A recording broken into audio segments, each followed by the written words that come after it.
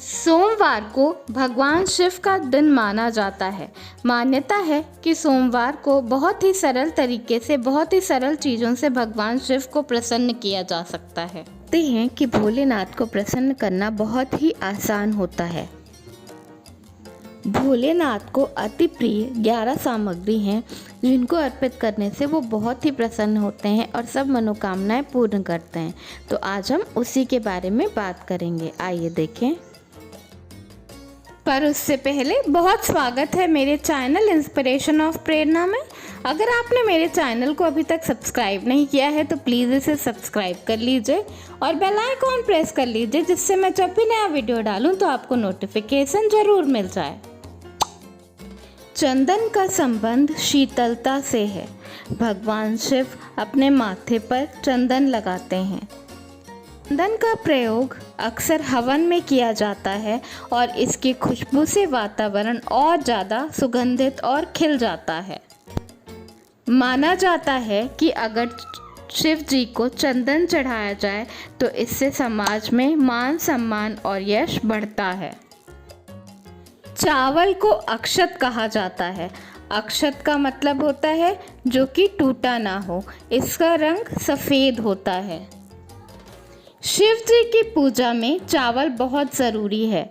कहा जाता है कि अगर और सामग्री उपलब्ध ना हो तो उनकी जगह पर कई बार चावल इस्तेमाल करा जाता है, पर बिना चावल के शिव जी की पूजा अधूरी है।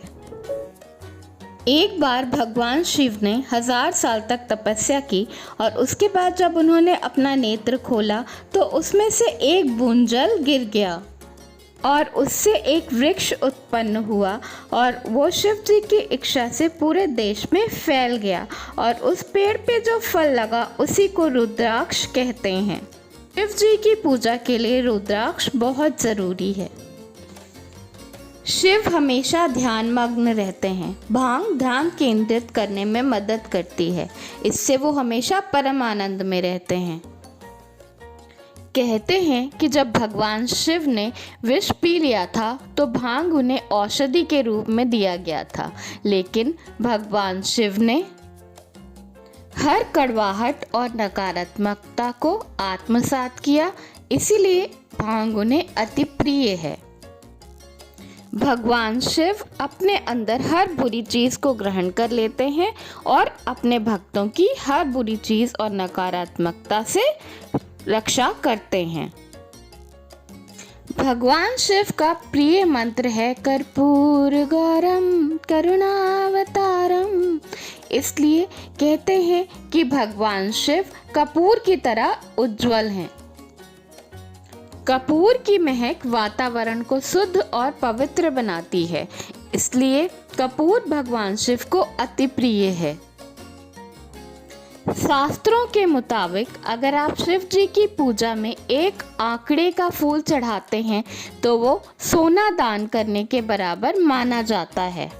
फूल शिव जी को अति प्रिय होता है।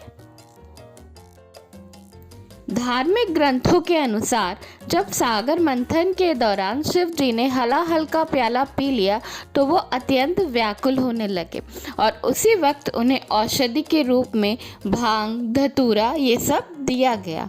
उसी समय से भगवान शिव को भांग धतूरा अति प्रिय है। ऐसा कहते हैं कि शिवलिंग पर केवल भांग धतूरा ना चढ़ाएं, बल्कि अपने मन की कड़वाहट और गलत विचारों को निकालकर फेंक दें। सावन मास में दूध का सेवन निषेध है। शास्त्रों में बताया है कि इस मास में दूध गुणकारी के बजाय हानिकारक हो जाता है और कहा जाता है कि शिव सारी हानिकारक चीज़ों को और नकारात्मकता को अपने अंदर ले लेते हैं, इसलिए सावन मास में शिव को दूध चढ़ाया जाता है। भगवान शिव के 3 नेत्रों का प्रतीक है बेलपत्र, इसलिए 3 नेत्रों वाले भगवान शिव को 3 पत्तियों वाला बेलपत्र अति प्रिय है। भगवान शिव की पूजा करते समय अभिषेक करना और बेलपत्र चढ़ाना प्रथम माना गया है। माना जाता है कि भगवान शिव को बेलपत्र चढ़ाना 1 करोड़ कन्याओं के कन्यादान करने के बराबर होता है। पुराणों में बताया गया है कि भगवान शिव ही स्वयं जल हैं। शिव पर जल चढ़ाने की कथा भी समुद्र मंथन से जुड़ी हुई है। जब शिव जी ने विष का प्याला पी लिया तो उनके गले में वो विष जाकर समा गया और उनका पूरा शरीर गर्म होने लगा। उस वक्त सब देवी देवताओं ने उनके ऊपर जल अर्पित किया। उसी समय से भगवान शिव की पूजा में जल विशेष सामग्री माना जाता है। कहते हैं कि भगवान भोलेनाथ बहुत ही भोले हैं। उन्हें श्रद्धा से जो भी अर्पित कर दो वो स्वीकार कर लेते हैं। तो ये थी कुछ सामग्री जो कि भोलेनाथ की पूजा में ज़रूर चढ़ानी चाहिए। धन्यवाद। अगर वीडियो पसंद आया है तो लाइक ज़रूर करिए।